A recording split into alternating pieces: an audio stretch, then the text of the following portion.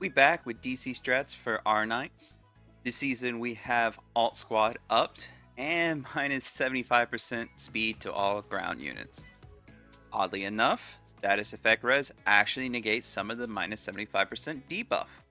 So units like Rivet and Kim Chu Slow, who have it naturally built in, are not as slowed as the other units. Now I'll be going over the mechanics of the fight, some tips and tricks, and show some example runs. All this will be timestamped, so feel free to skip ahead if you already know the mechanics. So let's go ahead and check it all out.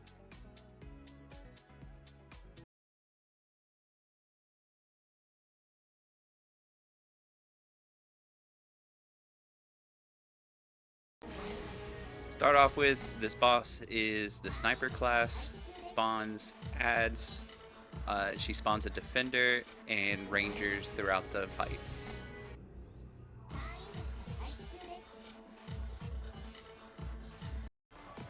Boss is basic, she sits there and shoots out a bunch of little orbs. They seem to only have one valid hit, so whatever's in front of it is what gets hit. Boss is special, indicated by the blue bar underneath her portrait.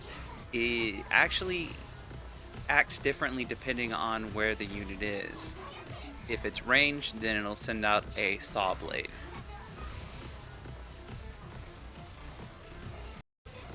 If you're melee, then it'll actually knock back the units. Boss's ult, indicated by the purple bar underneath her portrait, is just a map-wide laser beam. Nothing really special, looks pretty cool. Hopefully you actually never see this ability. During the HP gates of 50%, 80%, it actually pushes the ulti back.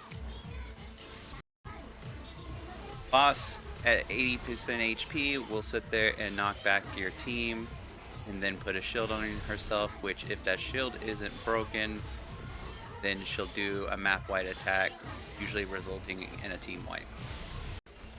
She will do the same at 50%, except this time she gets invulnerability and silences your team before the knockback so that you can't use any ultis.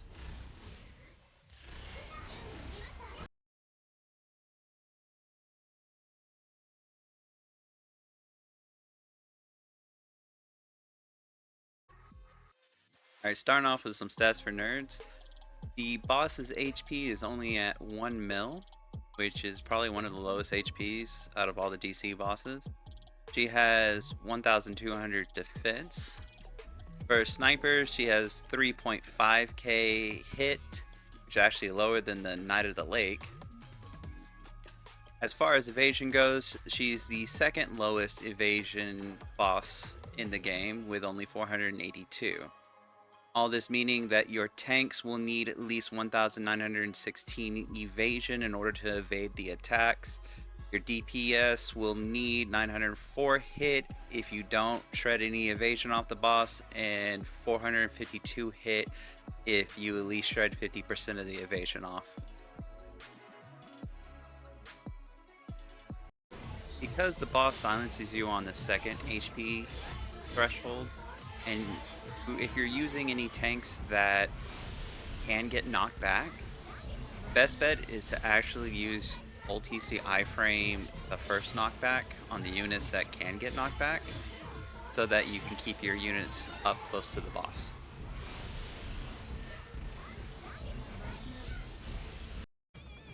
If you're using Casey, something I suggest is delaying her deploy by just a few seconds. That way she has enough time to use her special before getting hit by the saw blade, and she gets her knockback res, and that'll help you keep your position a lot better. Because at the 50% HP threshold, the boss makes herself invulnerable, I suggest redeploying your tank so that your DPS, since there's an ad that spawns right on him, doesn't immediately just get smacked down.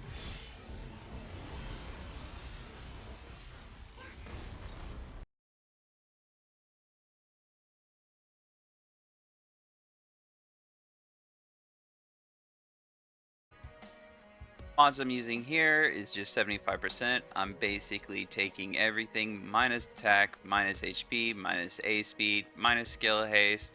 I don't touch the boss's HP, and then I increase the boss's attack and increase the deployment resource gain, or decrease it rather. Alright, so we're going to start off by putting Linjian in the very back here. Since she's slow, that's going to help her not take damage, which is great. Now, I delay Casey's deployment here so she has time to get her special before the Saw Blade, allowing her not to get knocked back, so we don't get pushed back even farther, because we have a very, very long way to go for this fight. So we really don't want to, we want to get knocked back as little as we can here. So we get Chinatsu onto the field to sit there and get the Kim Hana buff so that we can get Linjian's ulti out sooner, so we can get our Chris out onto the field, get that damage amp going for the entire fight. Now Chris has a passive damage amp to everything on the field, and then whenever she ulties, she also sits there and applies even more damage amp. So we're just gonna apply as much damage amp as we can, since we can't really bring reliable death breakers to this fight. So we go ahead and ulti here because Chris actually does a decent amount of damage on CDR gear alone, so her alone pretty much pushes it. Now I'm timing the ultis here on all my units so that I can iframe that first knockback here, so most of my team will be able to sit on to the boss, and I deployed Xiaolin here to help push the boss, and we get knocked back. So after that, I redeployed Casey so that hopefully my Chris lives, but that defender that deploys is kind of annoying. Now, granted, I ulti here because I'm trying to get rid of that tower so that the shield has gone off the boss, so that I can actually start dealing damage to the shield, and of course so that we can clear out the rest of these ads a lot sooner. Now I make a mistake here and ulti on Aegea when I was trying to do Chinatsu, which kind of cost me some damage because I redeploy here to get the special, and after Aegea specials here is when I should have ulted on Aegea. Now, could have gone a little bit better, could have gotten me a few more seconds, but honestly 107 is just fine.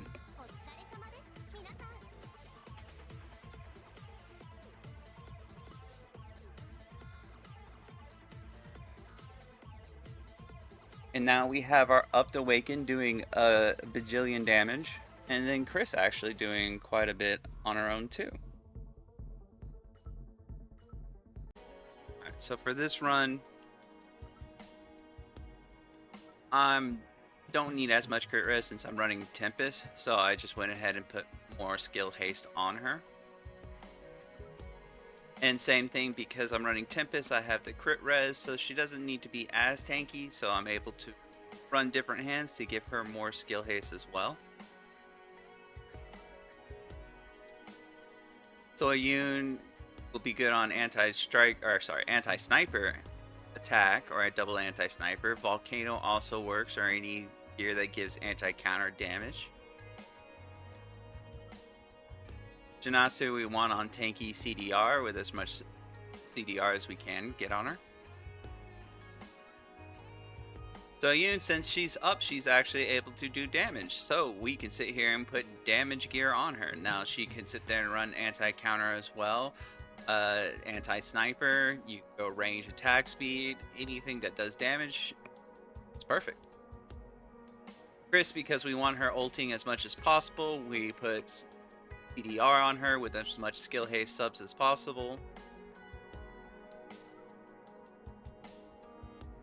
Senjia we want on a tanky CDR build. Counter res does work here. And Xiaolin we want on her EE attack with some secondary sub or set that's either Volcano, anti-sniper, or another attack set works just well. For the ship, I'm using Tempest here. Layton's somewhat help here.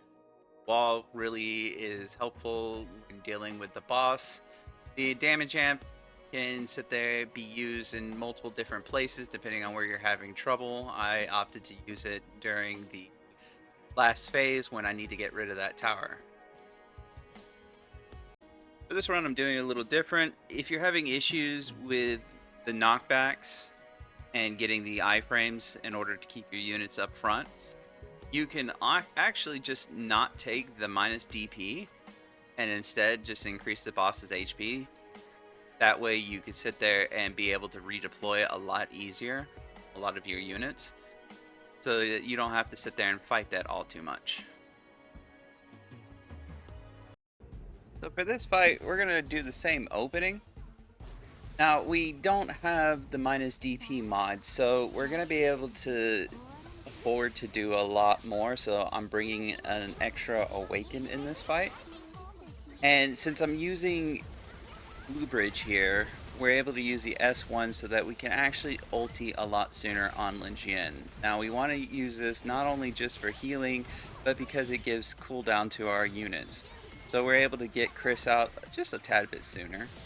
And then I use the S2 on Blue Bridge here all the way in the front so that the ads actually can't walk up to us very easily. We have our own ads to deal with the ads. So that allows us to get to the boss a lot quicker. And then with the minus DP, we're able to get our Kurian out. Now, I wouldn't ulti on Chinatsu until Kurian comes out, and you'll have a lot of Chinatsu ultis to be able to do in this fight. So you can go ahead and do this one a little bit early, help us push to the boss a lot quicker. You could delay it just a little bit if you want, so you get a little bit more damage onto the boss to push the first phase. But the same thing as before, we want to sit here and use our ultis here to ignore the pushback.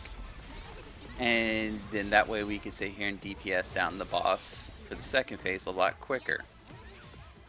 Now Kurian you don't have to worry about. You can actually just keep saving his ulti because he's not going to get knocked back, so he's always going to be there to be able to DPS everything. I suggest ulting on Chris as much as possible because might as well, she's going to be able to ulti 3 times in this fight. You could save that second one just if you want to. There's no harm in doing that. But since we have enough DP, something I would suggest is deploying ASY on the second knockback when the defender spawns and you need to redeploy everything forward.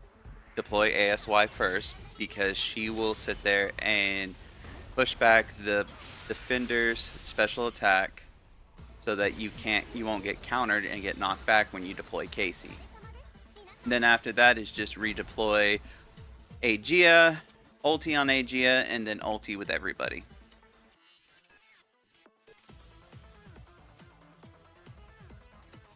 And Kurian actually doing damage. Yay!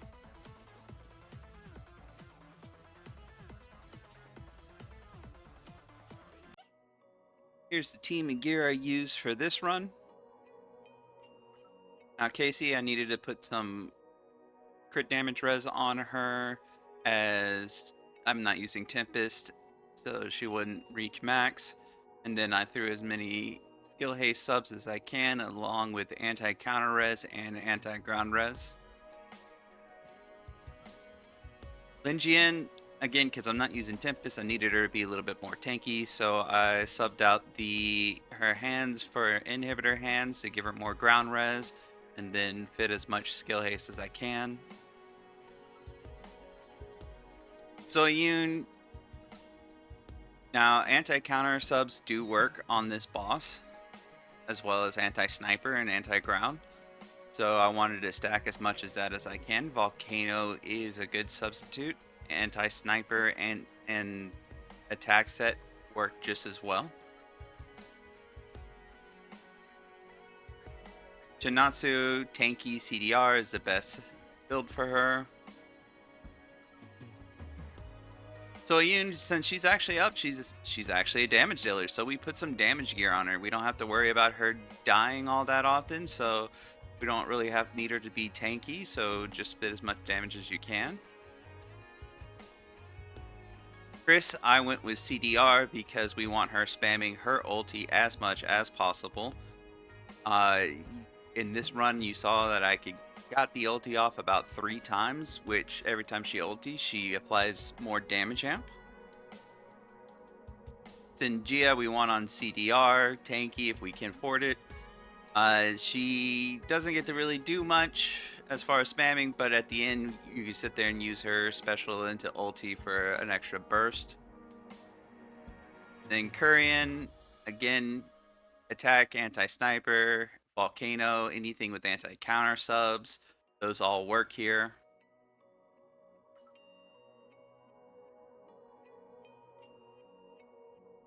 And then for the ship, I really don't have much latents on this ship, but the skill haste on it from the S1 really help, and then the S2 definitely gets us to the boss a lot quicker. The passive's nice. It's a generally good ship. And then of course Kim Hana is the operator. Thanks everyone for watching. I hope this helps you improve your scores this season. This season sucks, but we have gotten to see more variety at least. I'm not sure if I'll be doing more myself. I might focus more on RTAs since we are coming to the end of the loyal season. I'll just have to see. Remember to like, comment, and subscribe. If you're feeling extra special, you can join the Mage army by clicking the join button. You can catch me on Discord. Link will be in the description. And if you want to help support this channel, you can find a link for the description for that as well. You could also send me a super thanks. As always, I will see you all next time.